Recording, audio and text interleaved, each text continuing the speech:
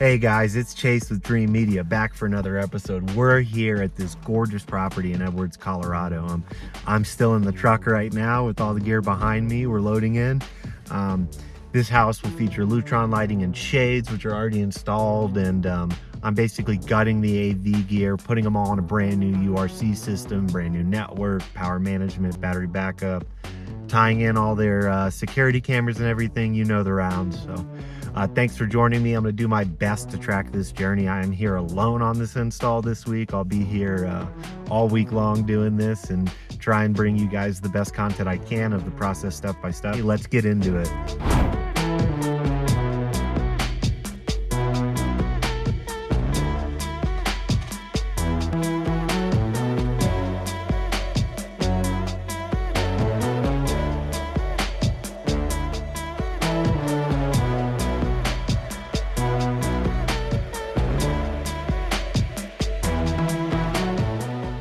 Hey everyone, it's Chase from Dream Media. We're here in our rack room.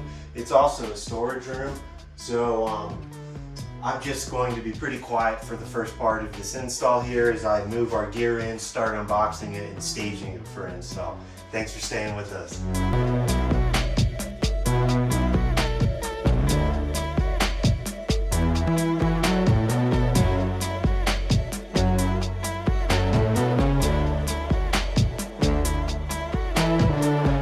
Well guys, that's all of our gear. We've loaded into the house. We're in the rack room. It's time to start opening these toys. So the first part is going to be just to get everything out of our boxes.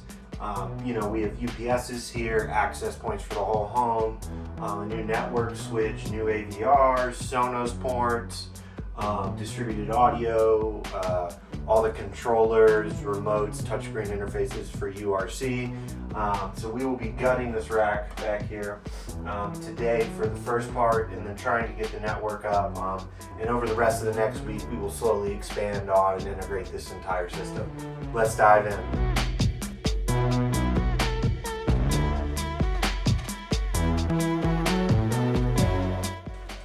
So this box right here has a bunch of URC goodies, including our TRC 1080 multi-room remote.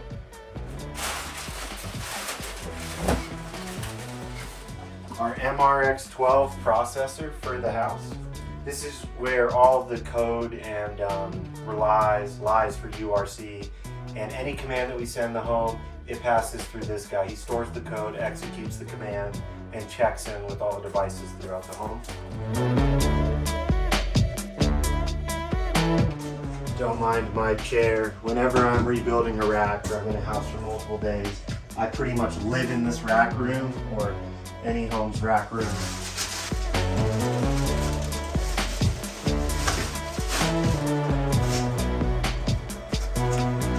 So I always bring a chair just to make sure I'm not sitting on boxes or anything weird like that.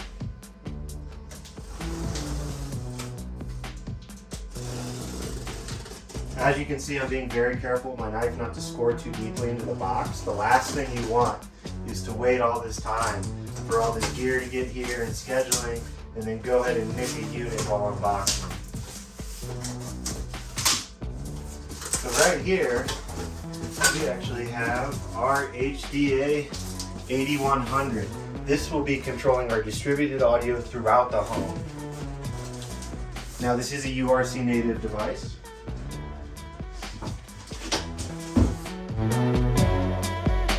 Here we have our two Sonos ports. These guys will be in charge of the actual music content going into our URC distributed audio system. So this is where you'll call up Spotify, Pandora, easy phone access, live view of whatever's playing through URC. It's really good stuff. And since we have two of them, the homeowner originally had one. I recommended we add a second. This will now allow them to have separate streams for the floors. Unique streams, so somebody could be in the great room listening to one music, somebody else could be in the basement or outside listening to their favorite tunes, and no one's in each other's way. Right here we have a Link Balun. It pretty much sends everything we need to. IR, HDMI, we can Balun network into the space, we can send our audio back to and from the rack.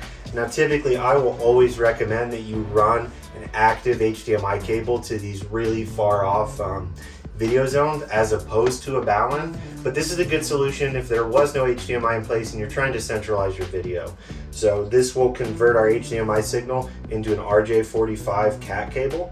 The video will pass across the CAT cable and then be reconverted back at the TV to HDMI so that the AVR located here and the TV in the great room can talk.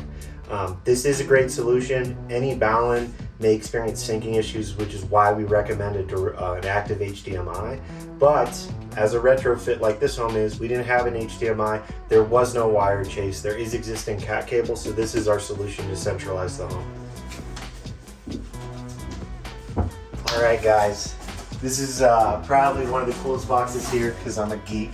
This is our access point box. So we have 5 AN 820 AP1s from Araknis. These guys are leading the forefront in Wi-Fi distribution. I can control every channel band, everything you want. They're just a really rock solid access point. We're going to be distributing them throughout the house during this build. So I have 5 of these in here, as well as an Araknis router and an Araknis POE switch for all our wired devices. Here we go, stack them up.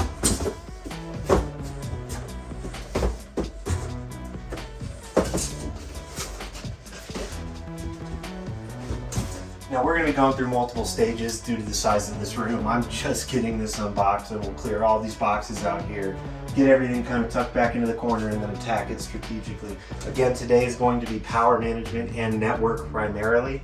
Then I will get into the distributed audio system, unboxing URC, and then kind of integrating each zone as we go. And then my final day and a half should be just customizing the program to the homeowner's liking, as well as integrating Lutron, Ring cameras, all the works.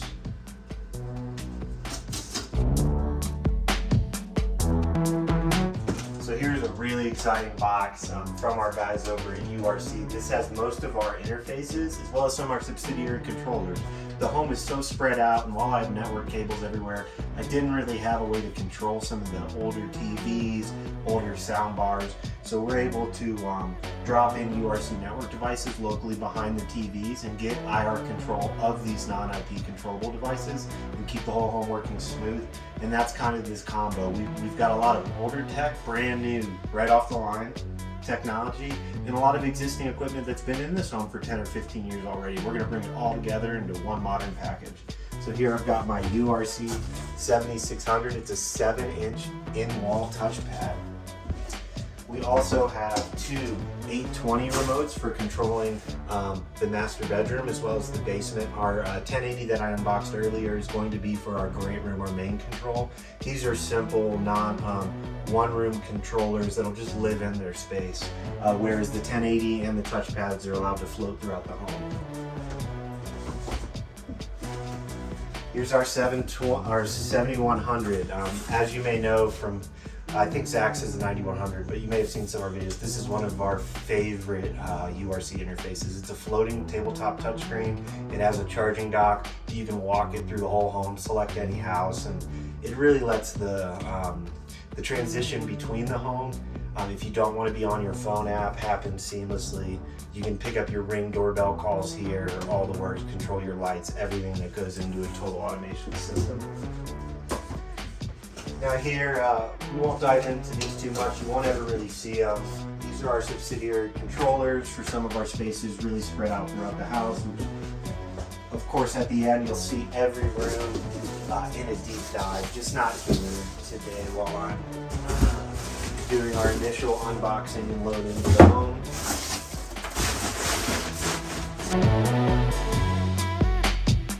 Just some HDMIs for interconnects throughout the home, as well as another one of my favorite and most used pieces of gear in an Araknis system. This is their 24-port POE switch. It is super rock solid, super reliable, and we'll go ahead and make sure we have proper sync between our router and our wireless and wired devices. So these are just some stereo audio cables. These are just really high quality interconnects from our sources, our Sonos Ports, into our distributed audio system, as well as tying anything else we need into our AVRs. And we'll get into that as we dive into the rack build. All right, so now we're kind of diving into our power infrastructure for the home.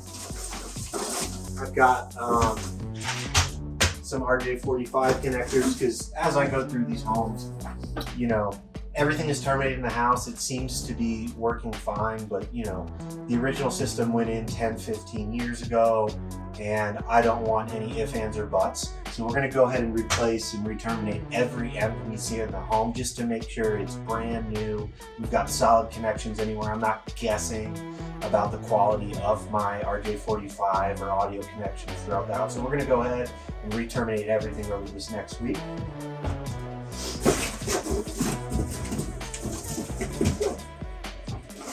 Boxes are stacking up, but here we have our Wbox faceplate as well as our 700 series 12-port IP surge protector. So not only is this filtering our power and surge protecting it, but it gives me full control of every port, much like Big Dog Power, another brand we love using here at Dream Media.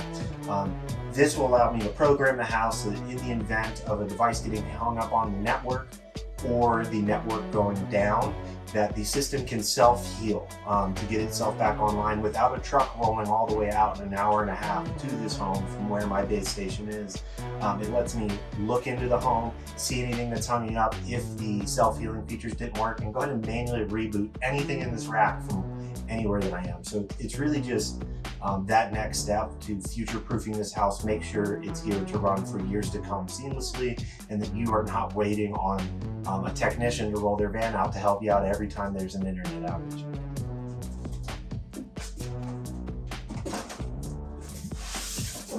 So we won't cut into these bad boys just yet, because this is going to be more of a later kind of a last stage to the rack and throughout the sub-series zones. But we have our Denon AVR X2800H. So this is a pretty simple AVR, plenty of power for our channels. It's got HEOS built in, although we will be utilizing Sonos throughout the home instead. Just a really rock solid AVR that fits the speaker configuration we have going on. It's nothing too fancy, but it's going to get the job done. So we have two of these, one for the great room and one for the surround sound basement.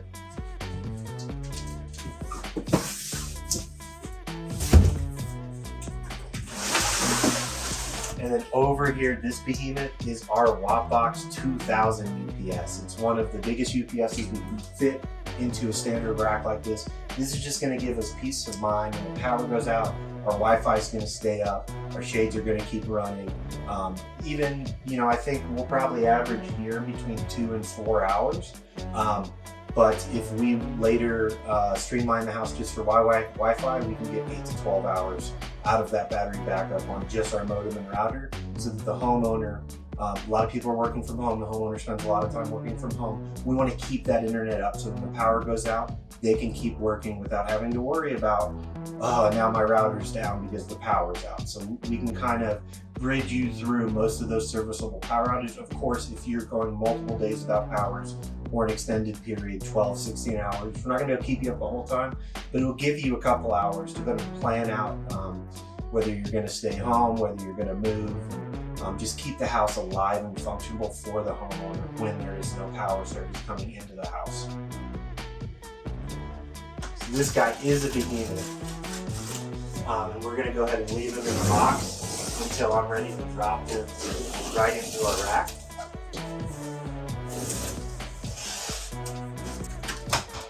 They do a great job of making sure these don't get damaged in packing. Completely covered in foam. Now this is a rather heavy unit, so if you're picking up one of these yourself and installing it, I would recommend a friend, especially when you're dropping a couple flights of stairs with it like I just did. So when you're trying to open something this heavy alone, like a solo open, a device this big will have a box within a box, like the standard box it comes in from the factory. Then they put it into a second box for shipping, and that can be a pain to get out. I don't want to destroy this the outer box here, so what I'm going to do is open it up, flip it over, make sure that there isn't an air seal. So go ahead and split the tape a little bit on the bottom. We should just be able to slide this unit out. without me stressing too hard, trying to fight, because I mean, it is a very tight fit between both boxes here. So if you try and get your hands in here and pull it out, you're going to be fighting for who knows how long. So again, I'm just going to try and get these guys, fold them out, get this side of the box out of my way. Make sure the side I'm flipping to stays tucked. Okay. I'm going to walk this back. Be gentle not to drop them. Oh, there she is. We're going to go ahead and split the tape seal back here. That way I don't have a vacuum seal type deal going on with the box. And then we're just going to shimmy that inner box out.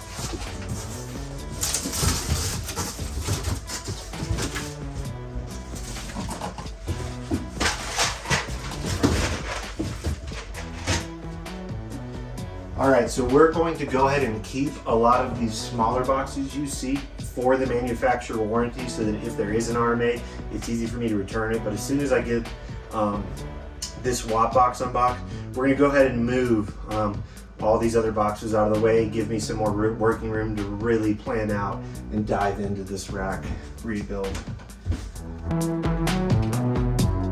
So again, the Wbox is just absolutely buried under foam here. They do such a good job packing it. We're going to leave this in this box until I'm ready to go ahead and install this behemoth of a Wbox, but we'll keep moving. Our network switch, we'll keep our Wbox power conditioners and outlets with our UPS there. We got a bunch of our nice URC controllers. We'll keep them over here. We won't dive into this today really. Again, our Sonos Ports, our distributed audio amplifier from URC's HD A series, as well as our whole home router, which I can't wait to unbox here. So I'm gonna go ahead and pull these boxes upstairs, get my boots back on because it's a rainy day up here in the Rockies, so that in our mud season, I always carry a pair of boots for loading into the house, as well as a nicer pair of shoes and booties to keep the homeowner's home clean. So we'll go ahead and do that. You won't be able to follow me, but we'll dive right back into here once I get these boxes loaded out. Hey everyone, it's Chase again with Dream Media here. We have loaded in, we have unboxed most of our gear. These are the boxes. They came in from the manufacturer, not the shipping boxes. So the shipping boxes have been removed. We're going to go ahead and put all these boxes into storage so that if we do, for some reason, which we won't expect to, have an RMA, have a piece of gear that's either failed from the factory or fails within use, that we can go ahead and send that back for an advanced replacement in the proper box and make both our customer and distributors happy. So over here we've got our amplifiers and streamers, our Sonos Ports and our Denon AVRs. We've got our Wbox power infrastructure, a 2000 series UPS to keep the house running in a power outage, as well as my IP controllable surge protector and power filter, as well as the faceplate for the Wbox that gives me a quick reading on the front on if I'm getting proper voltage and all that goodness.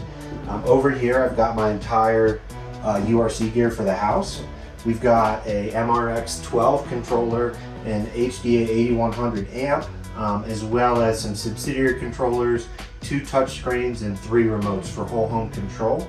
And over here in the corner I've got all of my Araknis network gear, my router, my 24-port POE switch, and my 5 access points to just ensure seamless Wi-Fi throughout the house.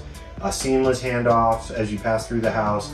I don't want devices getting hung up on access points, so you're sitting right under an access point in the living room, but you're still connected to the kitchen access point and getting pretty bad service. So we'll go ahead and some of that you won't see tuned in the video, but we go in and tune all of our bands, 2G, 2.4 and 5 gigahertz bands, to make sure that there is no clashing and easy and seamless handoff for the homeowner and experience in the home.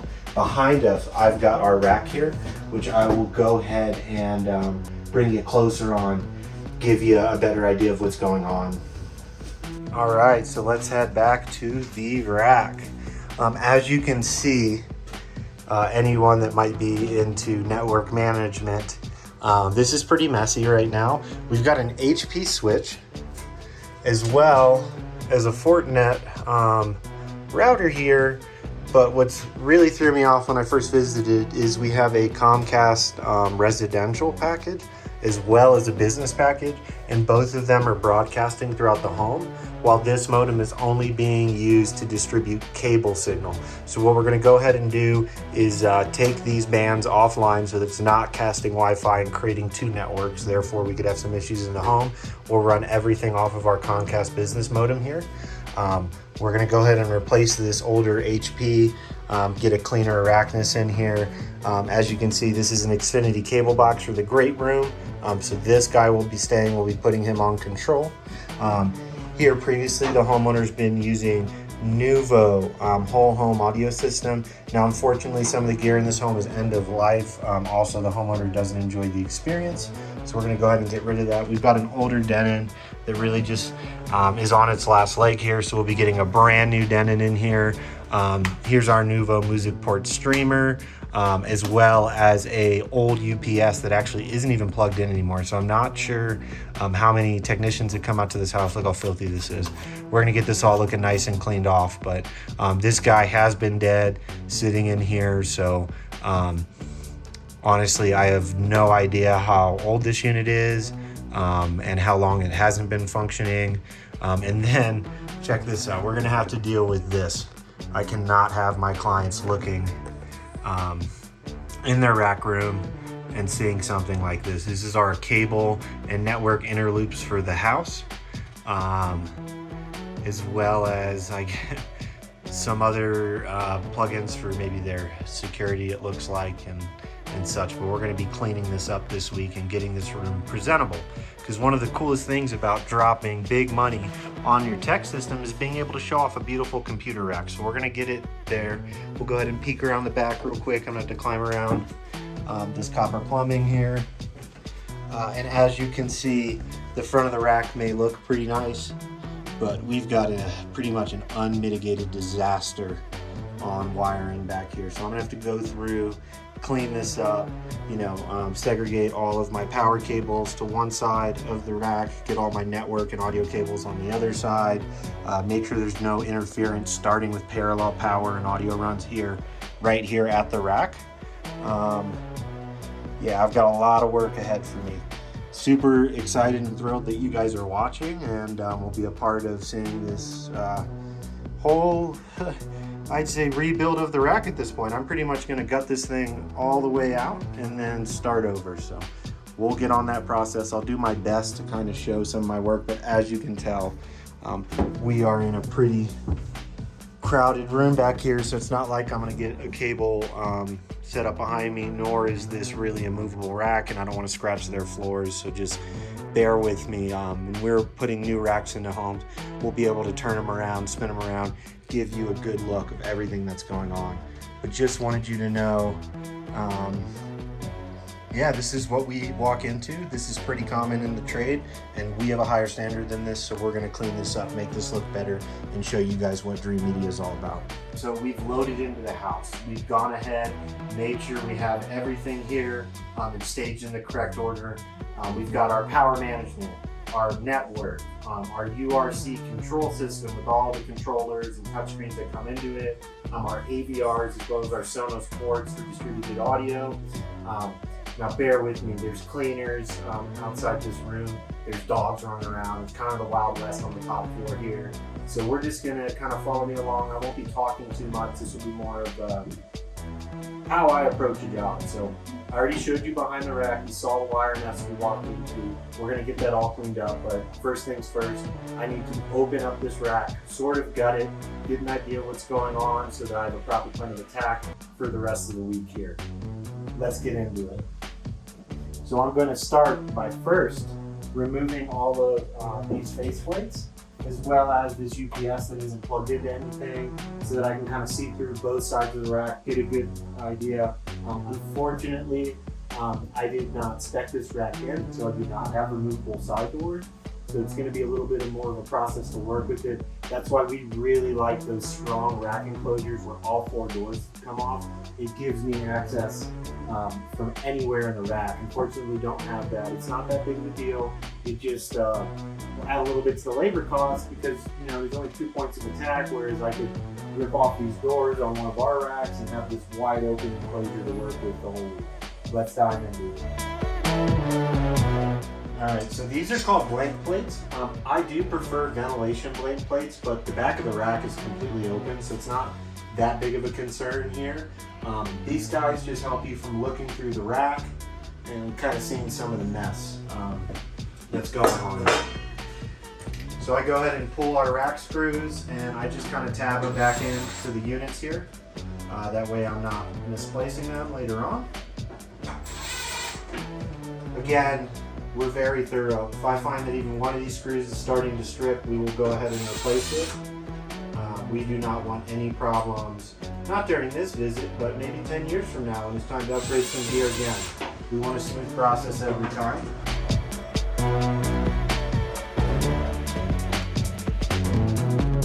So right here is a good example of something I've never seen before. A shelf with nothing on it rested behind a blank plate. That's pretty interesting.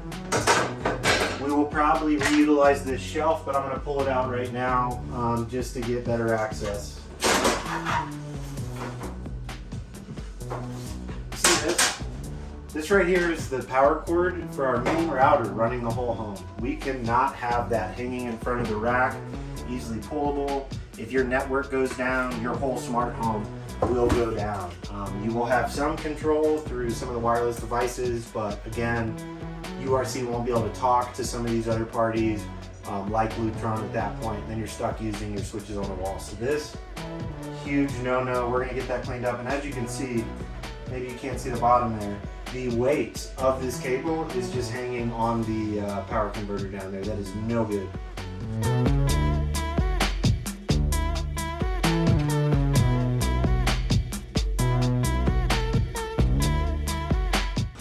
We're going to go ahead and leave most of these screws out because really I want my UPS, which is extremely heavy, down here at the very lowest point in the rack.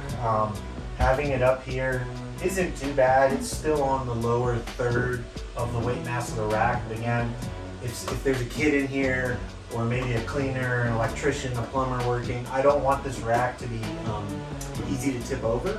Because these things will be extremely heavy and all the technology is worth a ton of money that goes into this. So again, I'm actually just going to kind of gut from here down and start with the solid base at the bottom, our heaviest unit, and then we'll kind of work up and have our lighter network here at the top. And that just ensures that we are kind of in line with physics and the rack is safe.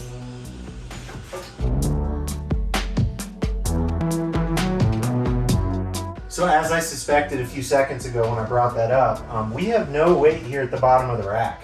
That can lead to, again, you know, here's where weight begins, up, not quite a quarter, but we're getting close to a quarter up the rack.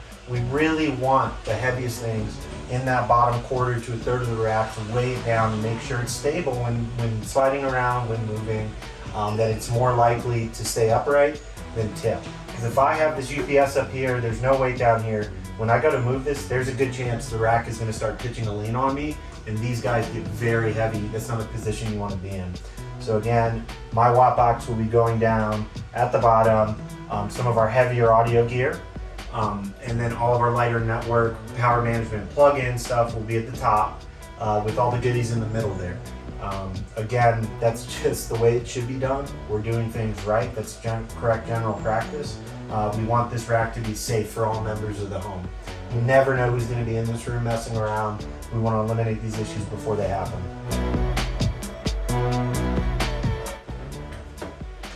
Gonna reach around back and try and poke these out. They're pretty stuck in there at the moment.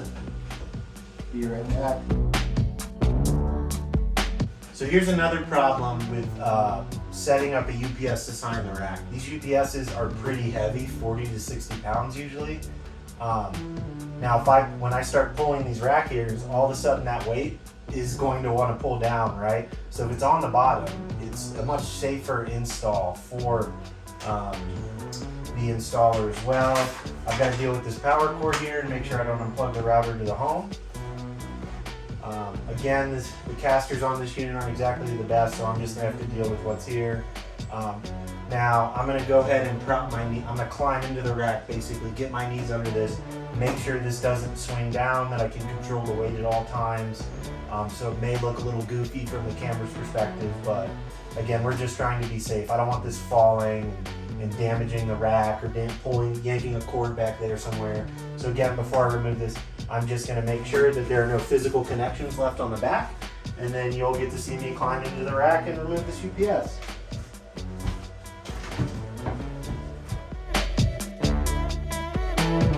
For my contractors out there, I have wasted a ton of money over the years buying really good quality headlamps. There's a brand Swiss Tech that's sold at Walmart that has this cool swipe on, swipe off. I've had this headlamp for about 2 years now, and I still get over 8 hours of use on the battery. Highly recommend it for my installers out there.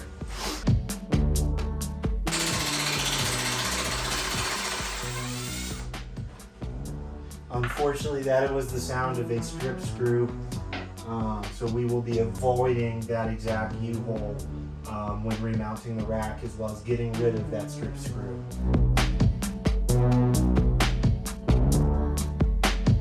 Alright, so I'm jumping back here to free this power cable that's all tied up from our older UPS. So unfortunately, no one likes to admit this in the industry, but that UPS was plugged directly into a power strip. So it actually wasn't ever being used as a battery backup. It was mainly just for looks. It was just plugged into power charging with nothing plugged into the UPS directly. So in a power outage, this battery would just run and wasn't powering anything. Unfortunately, we see that a lot. It's something we want to address.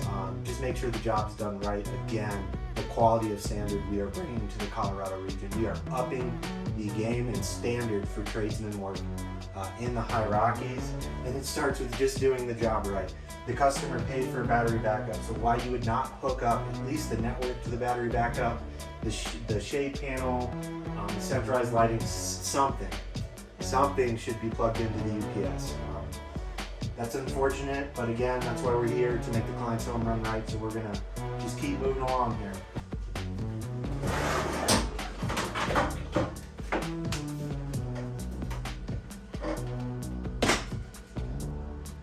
As you can see, an older unit, super dirty.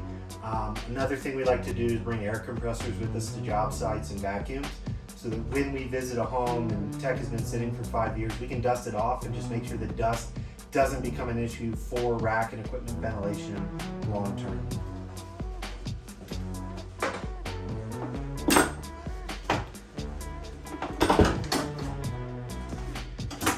Okay, so now that we've got the old UPS out, I'm going to go ahead and drop this rear support shelf to the bottom U unit so we can get our brand new Wbox 2000 UPS in here and make sure it's properly supported and properly weighted in the rack so that the rack is safe to move. We're going to go ahead and leave those 2 screws attached so the whole unit doesn't just fall forward on camera when I release the back. Not sure what these are, rack screws with a washer. We're going to get these replaced with brand new black rack screws. We've got a really nice all black finish on this rack. I really don't care to see silver on the front of my rack without a door that closes. I want the whole thing to look good. Oh, I missed one more blank plate. Let's go ahead and get that. So when it comes to rack building, especially if you have an area that doesn't ventilate well, I really don't like these solid rack panels. Now this isn't my go-to ventilation rack, but as you can see, we have corrugated holes everywhere in this. This just lets the rack breathe better. Unfortunately, this rack doesn't have too much ventilation into it at the moment. So it would be wise to pick ventilated racks, rack spaces, that way air can be drawn anywhere through the whole system. Your number one enemy to your investment is power quality, which we're addressing here, as well as heat dissipation. If a rack doesn't have proper heat dissipation, you run the risk of your amps, primary controllers, really the stuff that costs all the money overheating. And a lot of manufacturers, if you have a device that's failed from non-proper ventilation, you won't get that warranty. It'll void your warranty. So you really want to think ahead, really make sure that whoever you're going with has a proper ventilation scheme in place. And that doesn't mean you put one fan up here to draw. That's not how air works. You're just going to go ahead and get really nice ventilation up here. You really need air being pushed into the rack and pulled throughout the whole rack so that you're constantly getting fresh air. Because really your amps right here, you see all the audio gear is piled together. This is where the majority of your heat generation is. Extra power on amps is dissipated via heat through the unit. So that's our biggest concern. See here, laying a Sonos amp and a Apple TV on top of the Nuvo distributed audio system is going to cause two things. It's going to cause this amp to not be able to dissipate heat properly because those units are blocking the ventilation ports. Furthermore, it's going to cook these two units with, I mean, they're hot to the touch right now, and I mean, this is at least 100 degrees, the Sonos amp right now, and there's no music in the house. So, very concerning, something we're going to get addressed. Dust everywhere, we don't like to see it, so we're just going to take our time and clean this whole rack out. I hope you guys like these longer form, full in-depth videos of what we do. Please let us know in the comments if you do enjoy this longer form content, if you do like kind of the time lapse with bumpy music in the background that zips through this, or you want this more longer form, more personal video format that I'm experimenting with today here. Thanks for watching, guys. We're going to go ahead and drop that rack shelf back there and get our new UPS in.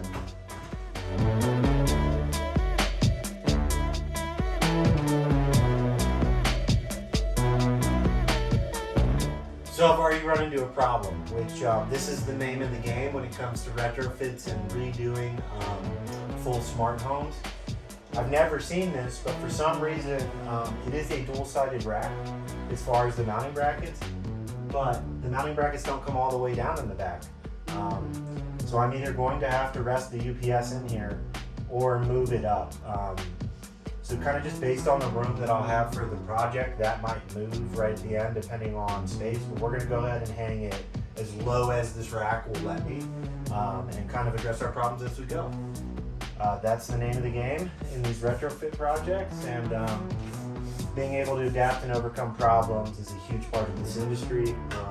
You'll be hard pressed to find a job that just goes as it should from the initial touch point. You always find issues, whether it's broken cables, damaged cables in the wall, racks that are rat nests.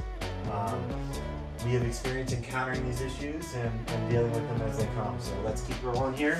It is time for our massive UPS. Hey guys, so we're back with our Wbox 2000 UPS here. So just came out of the box. I just pulled the packaging on. Now the battery isn't connected right out of the factory.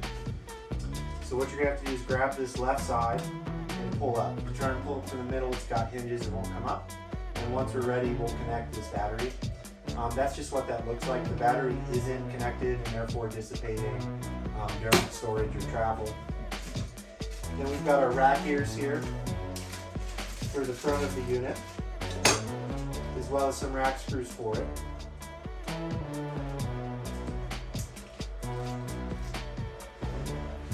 Try not to lose these, it's very easy to lose them. We always keep extras from previous installs just in case. I won't be able to show this side the best, but I will go ahead and show the other side well. So I will actually go into the spacing of your rack ears because there's multiple options. Oh, they are labeled right and left, so I was putting that one on wrong. Now virtually they are the exact same, so I'm not sure why Snap has chosen to label them left and right. Maybe that's just a naming standard because with some other units on the market it does in fact matter. Always start these by hand and go ahead and use a hand drill to screw them in. if you don't have a good trigger finger. I've got this really nice low-powered Milwaukee drill here. I run on the lowest setting with a very careful trigger finger. You really don't want to strip screw, break off the head of a machine screw, and then you're stuck waiting on another delivery. As you may know, some of this really high-end custom home integration and audio gear is not the quickest to get off the shipping lines, unfortunately. Alright, so hopefully you guys have a good view of this. I have 4 pre-screwed drill holes here for my rack ears. As you can see, there's a ton of different options. This lets you recess the unit, maybe if you have a door. Since we don't have a door, I'm going to give myself as much room to work as possible, so we're going to hang this rack ear as far back as it'll let me. And that'll just allow easy access to the battery compartment I just showed you earlier, without having to pull the whole unit out of the rack. It'll, you know, these UPS batteries are getting better and better. Typically, they've only lasted 4 years. We're getting into better battery technology now, where you can expect a 6 to 8 year life. Now, again, it goes off of battery cycles. So if you're in an area that doesn't experience power outages much, it may last a lot longer. Since we have frequent power outages here in the Rockies, I tend to start checking in on these units after about 4 years in the field, make sure they're holding a proper charge. The best part about investing in a UPS like this is the battery compartment. The battery cartridges are removable and replaceable when their time comes. So now we've got our rack ears on the front of our UPS here. Something I really like that Wbox does is include these back shelves.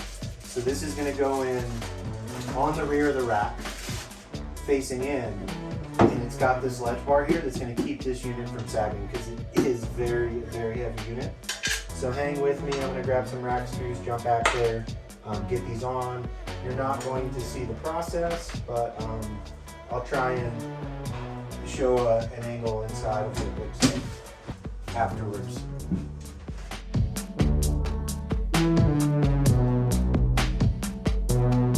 Alright guys, so we've got our rear shelves on to support our Wbox UPS.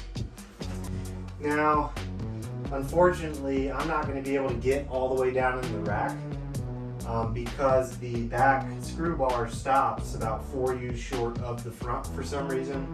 I don't think I've ever run into this before, but it's okay. It'll just be sitting as low as I can mount it, and then we'll make sure to get some other stuff below it to keep that center of gravity as low as we can. So again, if you're installing a UPS, I would highly recommend having a friend.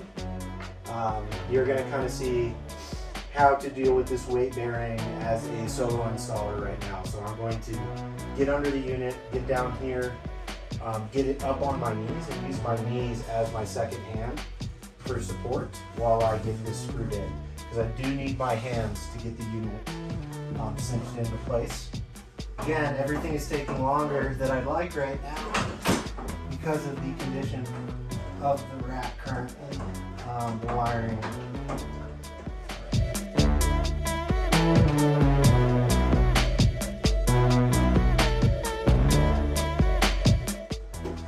Alright guys, so there it is.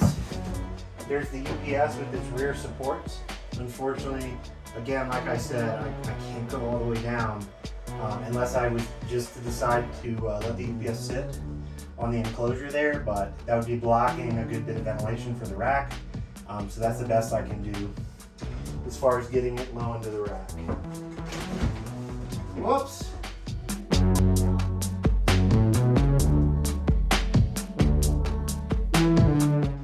Alright, so based on the way this rack was set up, we've got our AVRs here, and we've got distributed audio on either side. So what I think I'm going to do is get both of our AVRs in here, kind of right above our UPS, because they're pretty heavy. Get them lower to the bottom, and then we will switch out this Nuvo gear with our HDA 8100. Alright, let's get some Denon receivers out. Alright guys, so I had to run to the truck real quick. None of the wiring back here is labeled at all. And of course this isn't going to be my final labeling, but I'm going to go ahead and label some of my speaker wires to the zones they've been assigned. So I know now, so I can rip apart the whole rack, clean it, put it back together, and then we'll get some nice laminated final labels on the rack.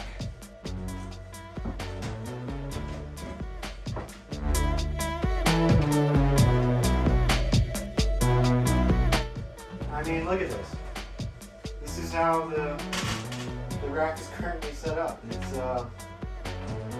not something that meets my standards. It is a firm and power conditioner, but man, it should not just be dangling from the back of the rack like this. Alright. I'm sure you guys love watching me shimmy through this rack room. Alright, so we can go ahead and pull our Nuvo music streamer out. This will be replaced with Sonos.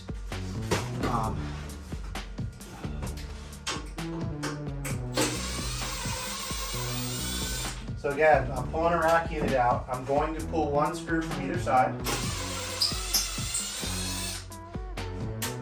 It'll still hold itself at this point. Now, if you pull off two on one side, all of a sudden you've got a wedge unit sideways. It's putting a lot of pressure on the left side of the rack screws, and it's going to be really hard to pull out. So I'm just going to brace my arm under this unit. Pull that out. Flatten my elbow out here.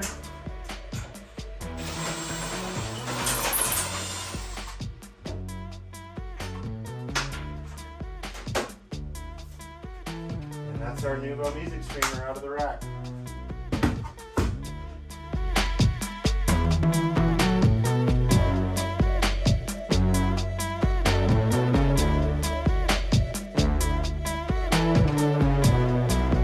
I'm going to go ahead and check to see what our wire widths look like, because if I can move the AVR down here through the great room, I'm going to go ahead and do that. If we already have wires that are trimmed too short, it's something you run into all the time, we'll go ahead and put it here. But we'll see, because I would like to have all the distributed audio centralized here, and then the individual AVR down here in a different section of the rack. It's going to help me keep wires from crisscrossing and just make everything look clean at the end. So, jumping back there now. Alright, perfect. So we actually do have enough of a wire width to go ahead and move our AVR down. So I'm going to go ahead and grab another shelf, grab our other AVR. I'm going to leave this one in here so I can go one-to-one on all of the outputs the way they're currently set up with the old control system, just to make it easier. That way I'm kind of saving time here and not having to retone every speaker or cable in the house if I can avoid it. Alright, so I'm going to check these connections again. Unfortunately, we only have one ventilated rack, one ventilated shelf in the rack. If you can, go all ventilated shelves. There's no reason to have a shelf without ventilation, because then you're basically just putting a metal sheet, a block off, and stopping airflow through the rack. So I definitely want to keep the new AVR on a vented shelf rack, so we're going to go ahead and drop this one, put in a new shelf, slide the old AVR up, slide our new AVR in, jump our connections, just one extra step here. Unfortunately, that happens.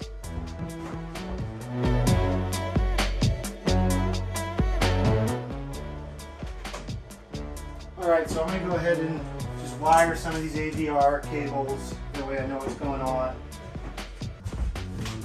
Because it does seem like I may just pull the entire AVR.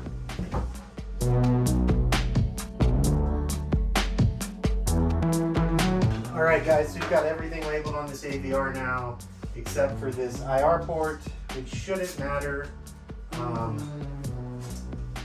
because it is going to be network controlled now, the new Denon AVR, but you never know.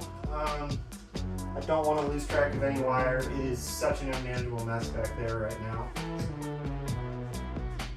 So we're going to go ahead and pop. Well, pop off and reassemble this AVR. I mean IR module, sorry guys. Now I'm going to go ahead and unplug all the cables from the back of this guy. We'll pull out this old In Command series Denon, drop in our new Denon, and we're going to go ahead and give him just a little space to breathe above this UPS and get her wired in.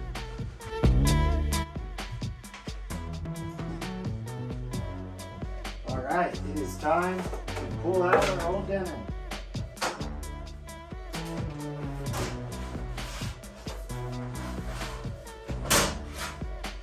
Check out this antique.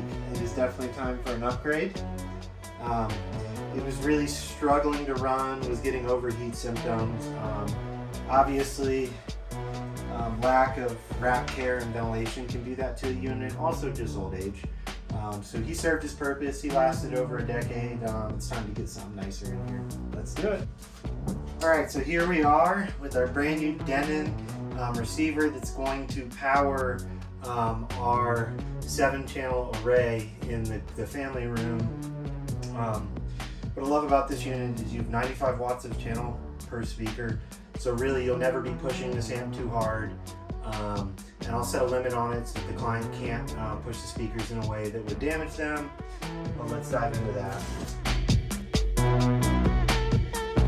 So now we've got the box open. What exactly comes with the Denon AVR X2800H? Let's dive into it. Denon's been a great company for many years in the audio world. When I was in commercial, we used a lot of Denon products still. They've been around since 1910, perfecting their amps, making sure they run well. So here's something I'm pretty much going to get rid of here. But this includes our radio antenna as well as our Wi-Fi adapters. This guy's going to be networked through our Araknis network system, so we won't need it. Something else that's cool is they come with a bunch of pre-made labels. So if you don't have a label maker and you're wiring up your own AVR, that makes it really easy to say, you know, this HDMI is for the game, input, or which speaker is which, as you can see there. So I really love that about Denon. A quick start guide to help you for setup. Obviously, I've set up a couple hundred of these. We won't be using that today. Here's a setup, paper setup, kind of tripod for your Odyssey mic, but again, I carry a camera stand, so when it's time to tune the room, it'll be on an actual camera stand. We've got our Denon remote. Some batteries for that remote. We've also got our Odyssey calibration mic. They include this. I love this. You don't have to make a big investment into diaphragm or like a trim-off amplifier to get at least some sort of room correction. So with the Odyssey, with Denon and Marantz receivers, you'll be sent this Odyssey mic. You plug it into the front, and then you can go ahead and tune your room. I'm going to be bounding the mic over to our local area to do that, but typically, if you've got a theater and you've got an AVR at the front of it, you shouldn't have to go out of your way to get that set up. It does come with a pretty long 3.5mm cable for that connection. Ton of foam, packed super well here. Another reason I love Denon. So just be careful when you go to pull this out, that when you get your hand behind the unit, you actually get under the unit entirely and you're not pulling on your wire seating. So you don't want to snap one of those off before you even unwrap the foam. So we're going to set this guy back here so I can clean up my space a little bit. I'm going to keep the remote, and I actually will keep the labels.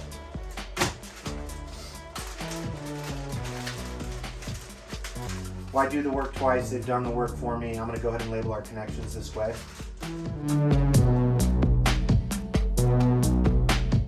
Again, really well packed. You can barely get the phone back into the box even without the unit.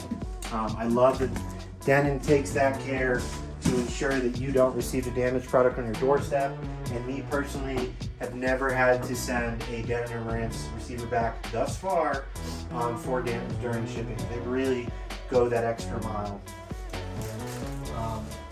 The small things like that matter, The tech is cool, but if it doesn't show up in one piece, and it's broken, you're waiting another couple months on a new one. How new is that? How nice is that? Check out this receiver. We got our typical controls on the front. Give you a quick little snippet of the back before I keep moving here. Nice AVR. Got our IUC cable.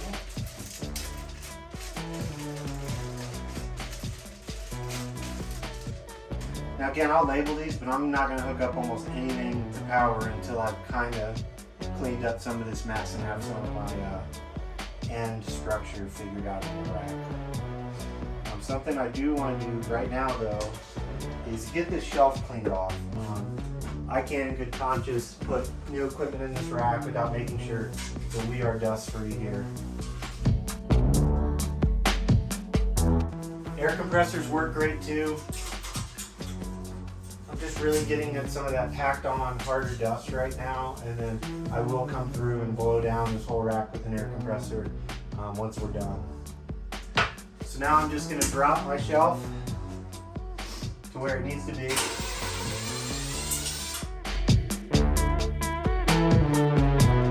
Well, there's a good example. Now racks do come with marking for the use. This rack has been so used in the past, I'm sure a couple rebuilds at this point.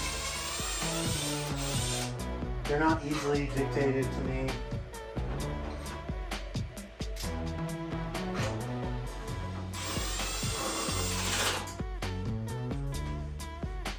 It may sound like my drill is working hard. I promise it's not. I'm barely pulling the torque so that it clicks over less than hand tight at first.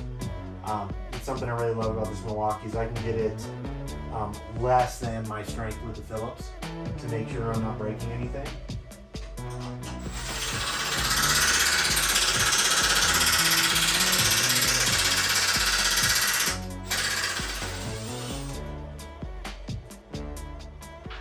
We either have a strip screw or a strip hole here, so I'm going to try with a fresh rack screw. If that doesn't work, we're unfortunately going to have to move the unit.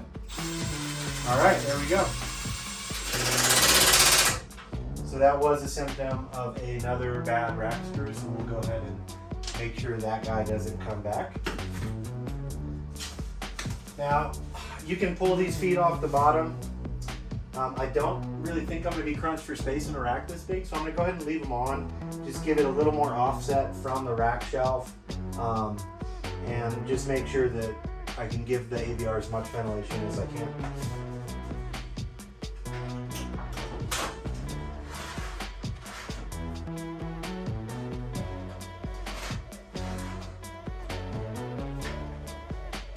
Alright, so there we go. I'm going to plug in the D-plug to the back, but of course not plug this into power until I'm ready to organize that. And just go ahead and wire back up my HDMI connections and my speakers as they were. Go ahead and get these nice labels on my speaker wire and HDMI cables so I know what's going to what input easily, and then when I get to the family room side where the signal's actually coming from, I can come back here and actually label it Apple TV, Roku, whatever it may be.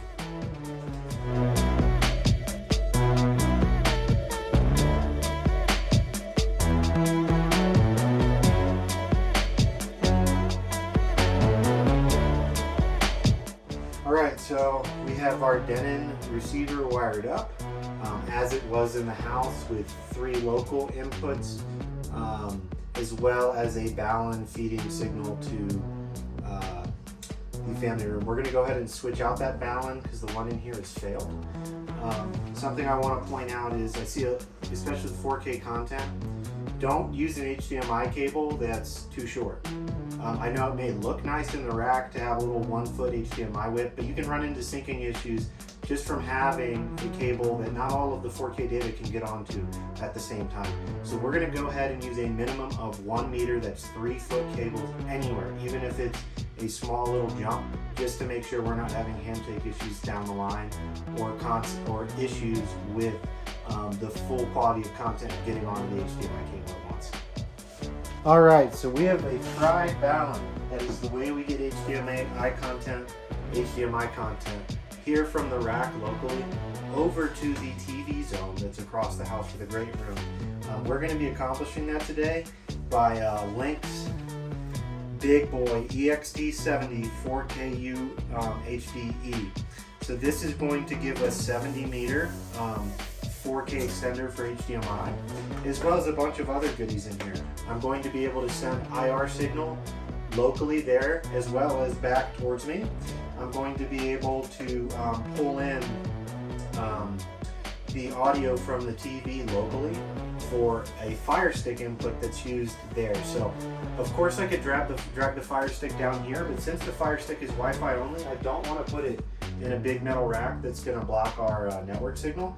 So what I'm going to be able to do is plug the Fire Stick into the TV, come out through the optic port on the TV into this Balun, and send it back this way over an RJ45 cat cable, while HDMI can come the other way.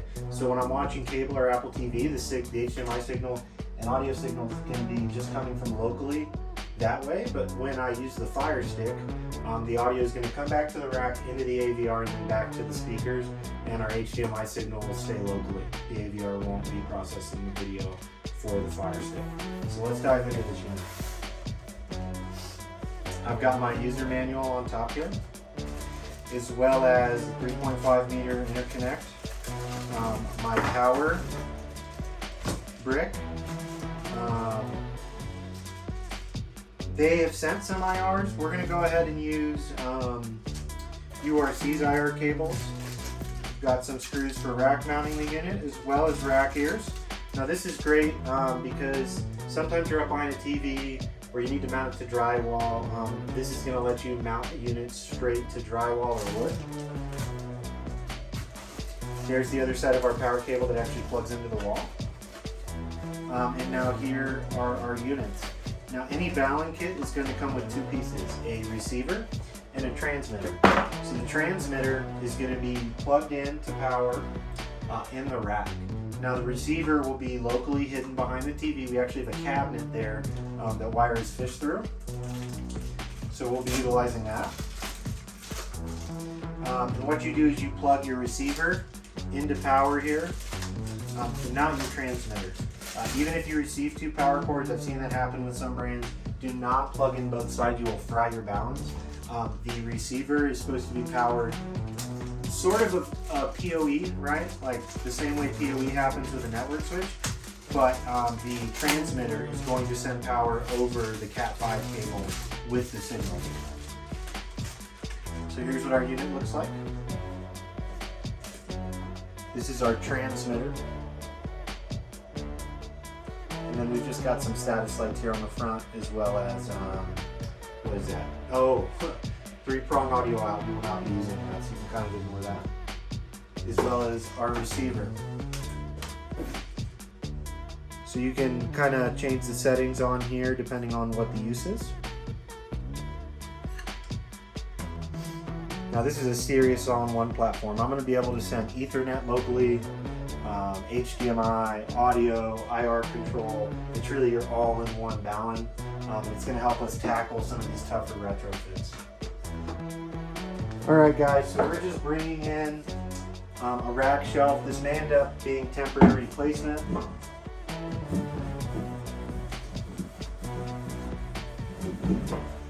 It just depends on what the existing wire infrastructure in the rack will kind of force my hand to do. But we're going to put this rack, we're going to get it cleaned off, and then we're going to put it in because right now all of my media players and audio players are just resting on top of the distributed audio system, which is a no-go. Amplifiers dissipate a ton of heat. So I'm just going to slide it right in on top. It's going to be pretty close for right now. We'll fine-tune, adjust that. This is also where my the transmitter for my Balun will live at the end of the day as well.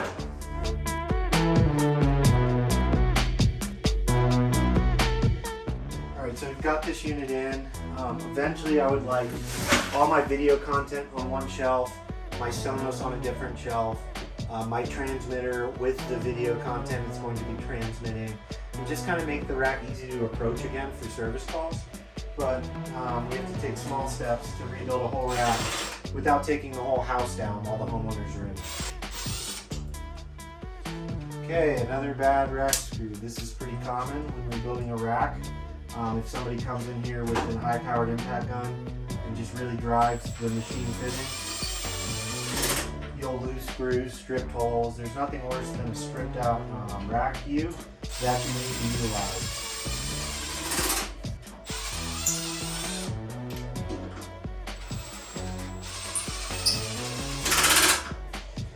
And again, so I just said we're going to use this as our, most likely our audio shelf, and then we'll go ahead, I'm just going to go ahead and drop this Comcast and Xfinity box right on top of it. That's not what it'll look like at the end, but I want my audio and video streamers, all the streaming players, to be in the same place on the rack for easy service long term. And again, one shelf at a time, one side, especially with the unit on it. For this, I'm going to grab the back of the unit and make sure the cable box doesn't go anywhere. Again, you may hear the impact sounds like it's turning over. This is set to lower torque the way I'm using it than my hand. So again, just be careful. You don't want to ugga-dugga-dug your rack until you blow out the machine screws or the machine threaded inserts. Right. This rack, this shelf needs to be wiped down. Trash sitting all over the shelf. Let's get that out of here. I do have a trash bag behind the camera, which you won't see, but I'm just going to try and keep moving as fast as I can here.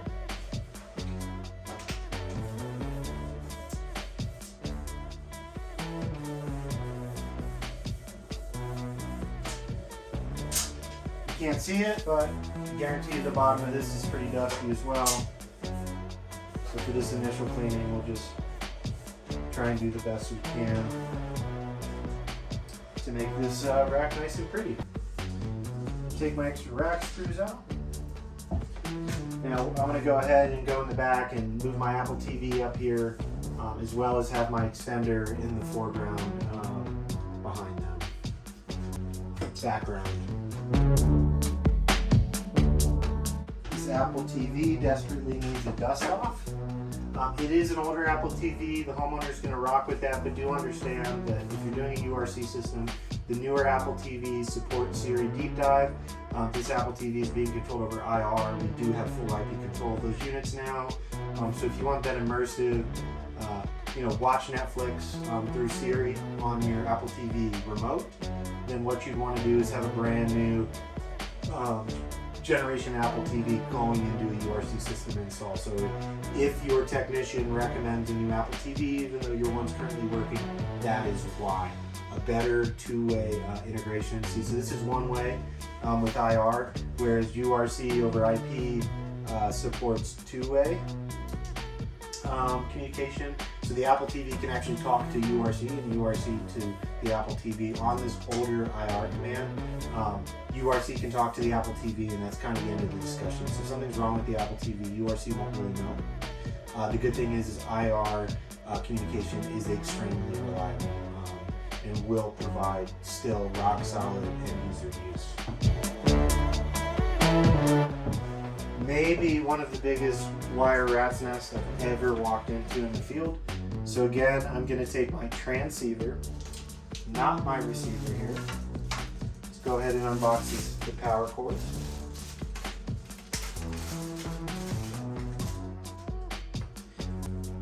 You plug this guy into the brick here, pull off this plastic protector, and you've got this really nice screw-on power connection just to make sure it can't be bumped like your typical 12-volt plug. And now I've got a solid connection to power all the time. And again, this will be sending signal to the family room over a data cable for video, audio, and IR control.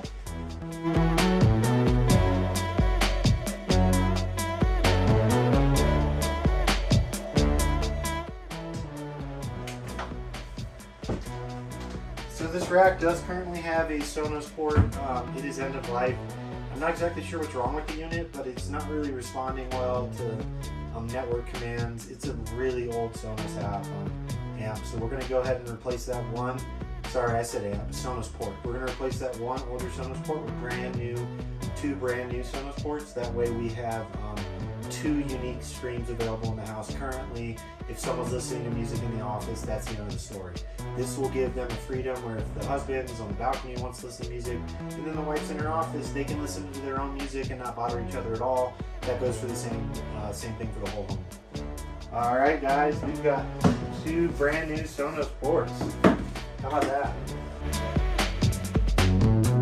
And as you can see, I know we said that I was starting with network today. We're going to go ahead and make sure that everything fits in the rack and is properly set up before I touch the network. Then I'm going to spend the second half of the day just ripping down their network, getting rid of all their TP-Link extenders around the house that are causing conflicts with the current control system and handoff. You know, if you have TP-Links to extend your Wi-Fi instead of proper network infrastructure, you run the risk of devices becoming sticky. As you walk through the home, they don't jump easily from one access point to the other.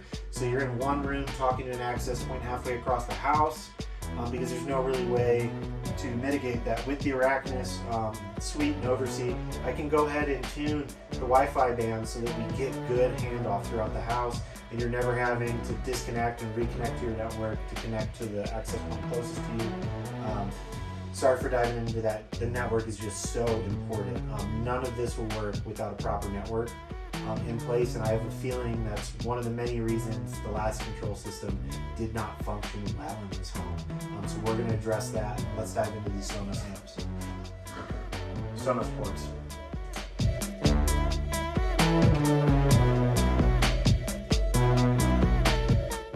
As you can see, Sonos does very nice packing. We've got these felt wraps around our brand new ports. Look how elegant these guys are, and I'll show you what the old one looks like at some point. But this is your go-to.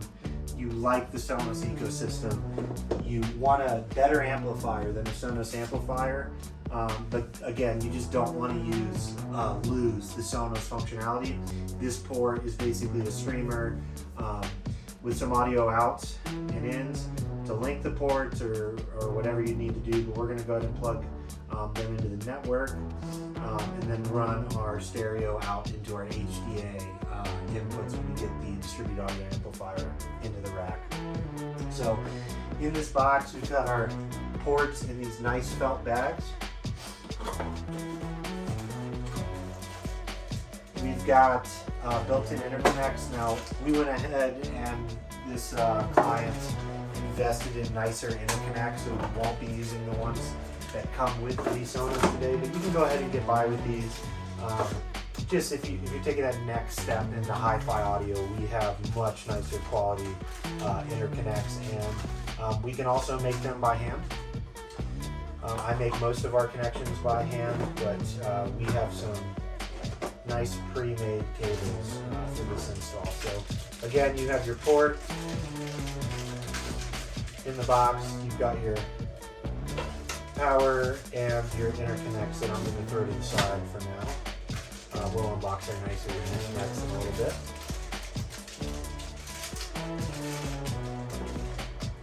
bit. Again, I'm just attacking my layout right now. We're not plugging anything into power yet.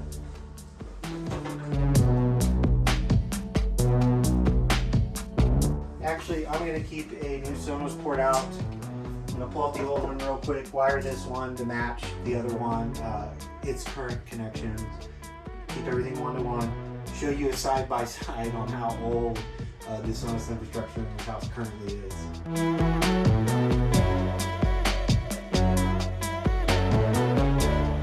Alright guys, so we have our old Sonos port out. As you can see, they've made the design a little more elegant. They've taken away your button options. We've still got our big Sonos logo. But the back of the unit, for the most part, is pretty similar, other than the fact that there is no optical cable on this unit, just a digital out.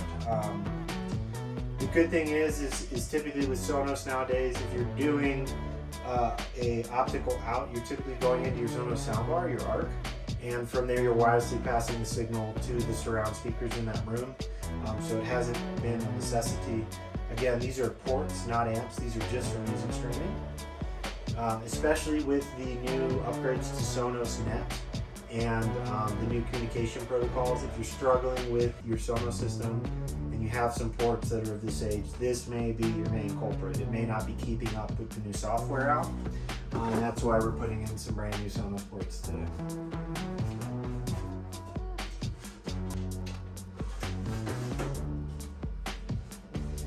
Okay, so I've got my UPS in now. I've got my AVR and it's already wired for the great room in its current configuration. The speakers are staying in this home. They've got some really nice in ceilings paired with a passive Leon 3-channel soundbar, which sounds phenomenal still. Speakers have a much longer shelf life than some of this intricate tech. We've got our streaming shelf, which again, these will be bumped around, as well as our media shelf. So we've got our cable box, our Apple TV, and our Balun transmitter to get to our local TV area. So I guess our next big project is to rip out this distributed audio system and get our URC HD800 in the rack. Stick with this, guys. I'm going to clean up a little bit and we'll dive back in. Alright, so now it's time to unbox our HDA series amplifier. I've already cut the bottom of this packaging open. So we'll go ahead and spread that out much like I talked about with other units. It's much easier to get the units out by letting the box do the work instead of you.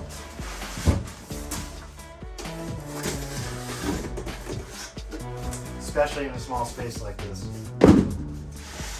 So here in our box we obviously have our brand new distributed audio amplifier.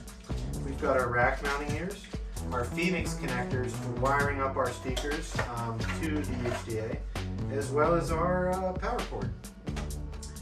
So not too much in this box. Again, as you can see, the entire unit is encased in foam, not a scratch on it. URC does a great job of packing their product.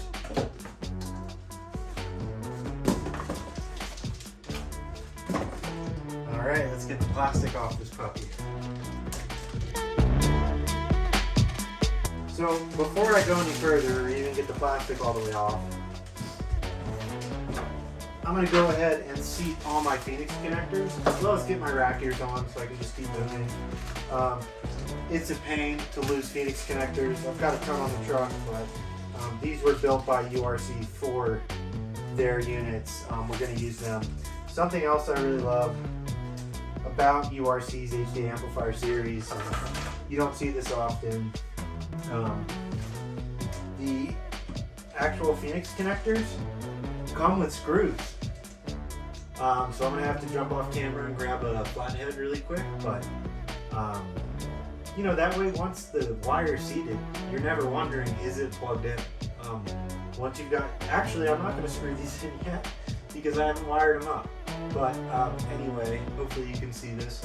There's two flathead screwdrivers that come out of the side, and they go ahead and grab the amp to make sure that your speaker connection is solid, whether you move the rack to clean it or somebody trips over a wire. Just an extra sense of security and just URC's best step forward with reliable functioning gear. So while I'm plugging this in, on the back you can see, well, since this is the 8100 from the high definition audio series, we have 8 unique stereo zones. So each one of these Phoenix plugs powers 2 speakers. And we can go ahead and bridge these for quad zones. So you could, you know, if the dining and kitchen are one zone, if that's how you want it, you could have those 4 speakers set as one zone, and then you'd only have 7 different zones. But since we are running all stereo zones here, we'll have 8 uniquely independent control zones, as well as we have 8 inputs here. 8 stereo inputs and 2 coaxial inputs. Now it's not like you get 10 inputs because of the coaxial, so those are kind of take the place of 7 or 8 stereo. You also have assignable preamplifier outputs. So if you're going to a set of active speakers, but you want it to be fed the same way as the rest of the house, you can go ahead and power some speakers that way. And then just an IEC plug here, and a network port. So we're going to go ahead and flip this on its side, get our rack ears on. URC has just about the heaviest duty rack ears that I've seen as far as the machine screws that anchor them. It's actually beefier than what's on our very heavy UPS down there. Just a testament to the build quality. They're not cutting corners at any point in the construction that they do. Now this unit, much like our AVR, has feet on the bottom. We are going to go ahead and pull those off. There's no reason. This is going to be suspended in the rack. I'm going to take these feet off, throw them in the box for storage. And instead of a 2-point connection, we've got a 3-point connection here. It's extremely solid. This amplifier is not going to have any sag in the rack. It really disappoints me when manufacturers send me rack hardware that allows their units to pitch a tilt in the back of the rack. It just makes it look unclean and professional. Okay, so let's get our plastic laid out, that way we don't scratch up this brand new unit. I'm actually just going to use the foam from the box here. Hopefully you guys can see everything I'm doing. So pulling these out is super easy. Again, I've just been rocking this Phillips bit. It's the only thing we've touched today. We will need a small flat head when we go into wiring our harnesses up, but you see so far today, I think I've been filming here in the rack room for a little over 3 hours at this point, and a Phillips number 2 is all I've touched. So there you go. That's super easy. They just have a little Phillips screw in there. We pull these off. There's no reason for them. I don't want them interfering with anything in the rack. But it also lets you, put this unit on the shelf and skip the rack ears if you like. So we're going to go ahead and get this bad boy up in the rack. If you can, start your machine screws by hand. It just ensures that you are not going to blow out the pre-threaded metal rack.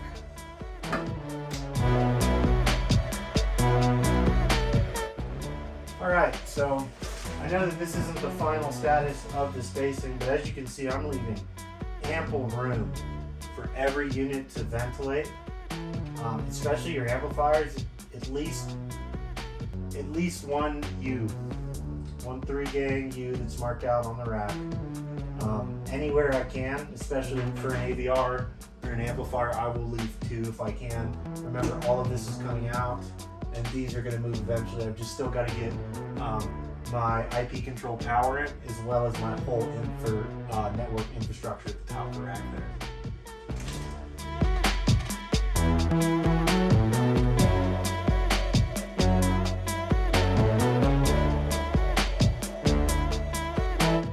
Alright guys, so we're moving along here. We're kind of building bottom up, just because I want to leave the network up for them to work as long as possible, even though that is the first actual flip over we're making. I'm going to go ahead, dive in a little deeper to this 8-zone Nuvo system here, and see if I can move those over 1-to-1 to our URC amplifier here, and kind of bring this on their system in the next century. They have these touchpads on their walls that they have to interact with that are very finicky, don't work a lot of the time, and we're just going to centralize it. They'll have 1 or 2 touchpads that can control every single room, instead of having to walk over to the office to start the office, and then the patio to start the patio, and so on and so forth. It gets tedious. They're going to have full home control from their phone app, their remotes, their touchscreens, all in one place. No more walking this entire property, which is pretty big. Like, I keep getting lost in it. So I can imagine what it was like to walk around and have to find every individual control to make Sonos play. It's going to be as simple as click their favorite Sonos playlist, assign their rooms, and they're going.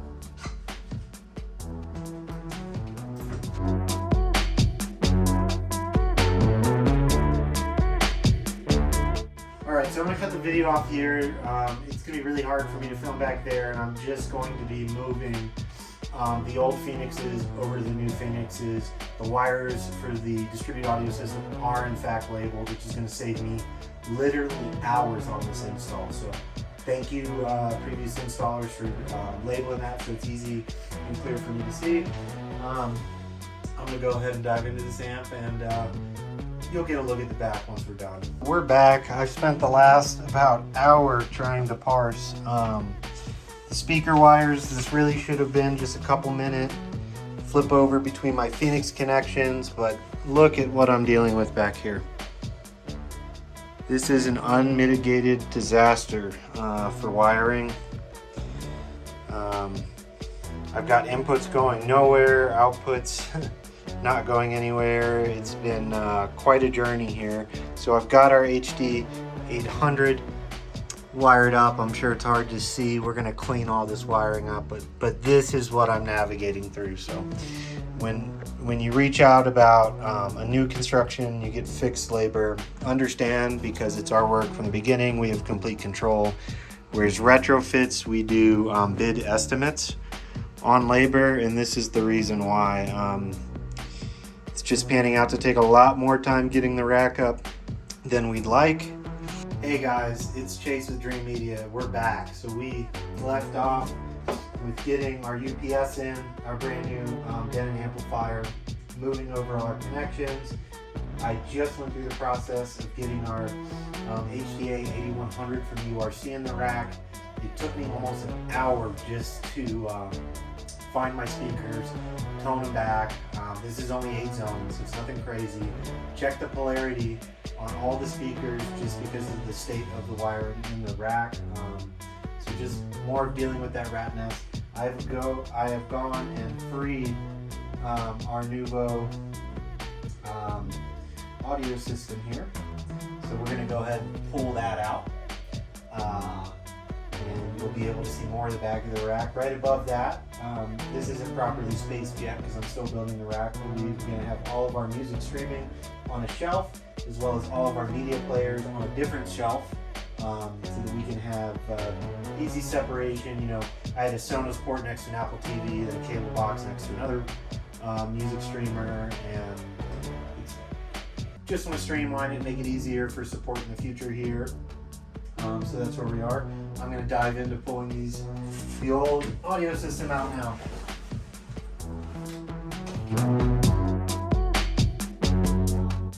Excuse the rack screws falling. I'm just much more concerned about the hardware. So here is this is a 2-channel amp from Nuvo, as well as an 8-channel amp that didn't have all of the channels utilized. So I see that quite often where AV companies will spec in, 16 zones into a 12-zone house, which can be good for future proofing or whatever the situation is. But you're paying for the gear, it's got a good warranty, so I'm putting in as many zones as we need. And if we ever have issues with the amps, which I have not had an issue with an HD 8100 amp from URC yet, we'll address that then. So I am pulling out 10 zones, even though it's an 8-zone house. Zones 7 and 8 were not utilized on the Nuvo system before, they were just empty. And so here we go. The feet were left on this unit. So now without pulling out this faceplate, it is stuck. So either I reach in and try not to screw the feet from under the unit, or I've just got to keep breaking down the rack, unfortunately. Shouldn't take me but a couple more seconds, just not proper practice when installing gear with feet.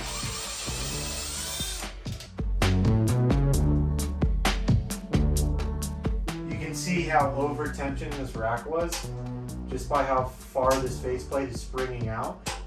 With one screw, that is way too tight. Again, you don't want to strip out your screws or the machine inserts on these racks. They are not cheap, and it is a big ordeal to switch a rack out if the rack has been damaged from overdriving rack screws. Alright guys, the Nuvo distributed audio system is out, and we're going to get the same amplification that was taking up, I don't know, maybe it's 6 of the entire rack in just this 2-unit format.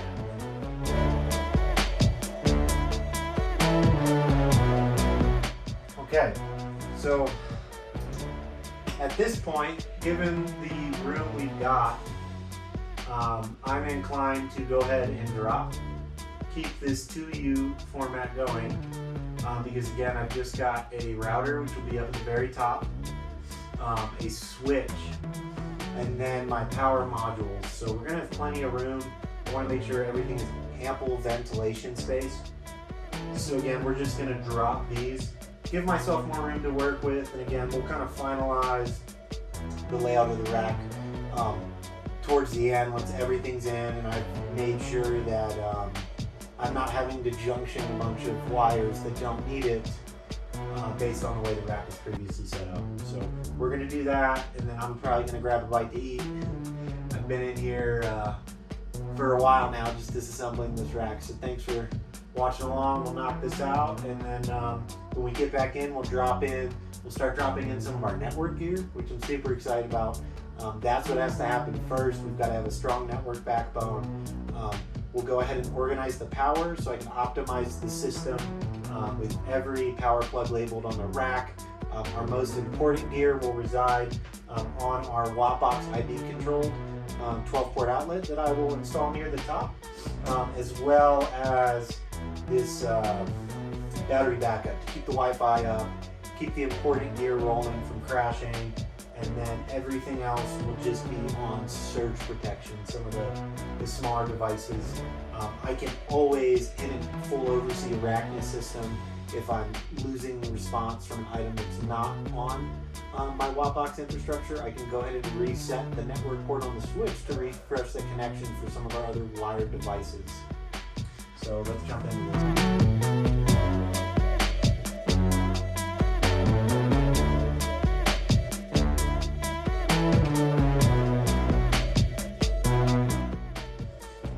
We're going to keep the same 2U spacing for optimal ventilation until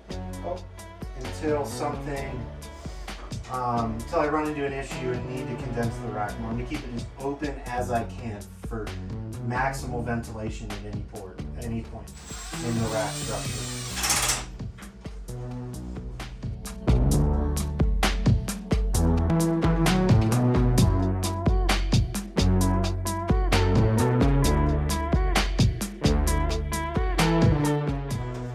Okay, so as you can see, from the bottom up to here, we have a ton of room for ventilation. And again, we just got some network gear going in here, as well as probably right around here. So it's not too far away from the bottom. Our Wbox smart IP controllable outlets. So we have 12 IP controllable outlets. Sorry, I butchered that. I'm in the middle of doing all the labor while we try and speak through, so if I misspeak at any point, please excuse me. We'll definitely correct it in the full form video. But yeah, I'm going to get my 12-port IP controllable Wbox outlet switch in, as well as the faceplate to monitor power. I might put the faceplate below, and then we'll go ahead and, again, at this top space, I'm probably going to have the router instead of on top. And probably get a shelf so that my actual modem for the house is not sitting on top of my network switch. As you can see, this is never good. There's a ton of tension on all these cables, which is why one of the reasons we're replacing the switch.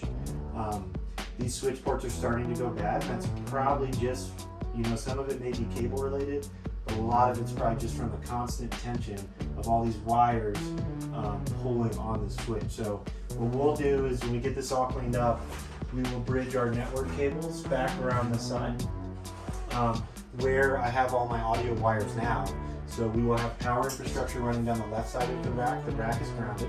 And then all of our network and audio will go through channels and hit tie bars on the left side. So we've got this really nice, easy to service, clean look. You want to have power tangled in with audio cables, tangled in with datas like I've been dealing with in the past. So let's dive into it. So I know we said we were going to drop in our Wbox next, but this Nuvo network IP audio system is just causing a ton of clutter, as you can see right back here. So I'm going to get that out of the rack, give myself something better to look at because it's getting really messy back there. I mean, it was. But now I'm just at a point where we're starting to get our final wiring in place for some things like audio, distributed audio and the AVRs, as well as HDMI connections. So I just want to get rid of some of the clutter first while the rack is still a little open, instead of getting my network and Wbox in here and just making it even more difficult to work. And I'm going to try my best not to flash you guys with this light from the other side, but understand it's a dark space. The last light is behind you guys there, and it's not really providing any light behind the rack here, so I'll do my best. And of course, this is my first kind of longer deep dive full series on some of the URC takeovers or just smart home takeovers we're doing in general here in the Colorado market. So I'm hoping to improve the quality every time, such as next time I'll have a little better microphones and camera stands and such, as well as lighting for the rack. That way I don't have to shine my headlight to kind of show you guys what's going on. But as you can see, we've discussed the wiring a lot, but it's so important. It's almost unworkable right now the way the wiring is done. So let's get on there.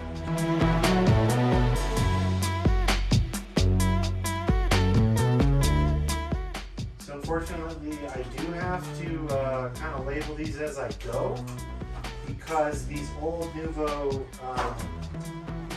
interfaces that are located locally in the rooms for audio control are network cables that I will be reusing to install in-wall touchpads, as well as future-proof the system for expansion. So I don't want to lose any of those since they are all in one spot here. I'm just going to tape that bundle up, kind of deal with it later. And typically I'm never throwing zip ties on the floor or anything. This place is a disaster and I'm going to have to clean the whole thing anyway. So I'd rather just come through with my shop vac and spend some more time on dealing with the infrastructure I'm looking at here.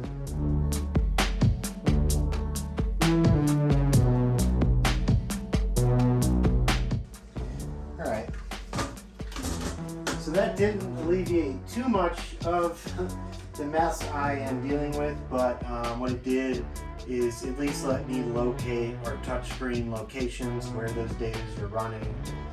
There's a lot of keystoning in this house that could have been avoided if they didn't cut the wire too short in the rack room, but that's just reality. We're going to have to deal with that today. And I am actually going to, for now, I think, drop the media rack again, get it a little lower, and put my URC controller right here. So actually we'll go ahead and leave this. We'll just we'll unbox and hang our URC whole home controller, and again I'll just wait to finalize some of the rack placement further down the line. I actually want to get our URC whole home controller into the rack now, because I want it to be pretty centralized in the rack. So it's not really centralized, it's definitely on the top third of the rack here, but I want it right above our media, and then have our network and power network control power structure above it. So today we have a MRX12 from URC for this property. This is a pretty good whole home controller. If you were to opt for the 15 or the 30, you'd have a little faster processing as well as faster transferring of code for service, but this is more than enough for what they're using the house for, especially with the URC network gear being spread out behind some of the media locations in the home. I don't have too many integrations at this home either. Really just Lutron, Apple TV, Fire Stick. I'm not sure if I said Ring, but Ring and Lutron are the main ones. So I went ahead and cut this box open. We're not going to spend too much time on this. We have unboxing videos on URC controllers up already. So the first thing is the actual controller here, wrapped in plastic, and a ton of foam that URC is always good about, protecting the units. So I've got my IEC cord here.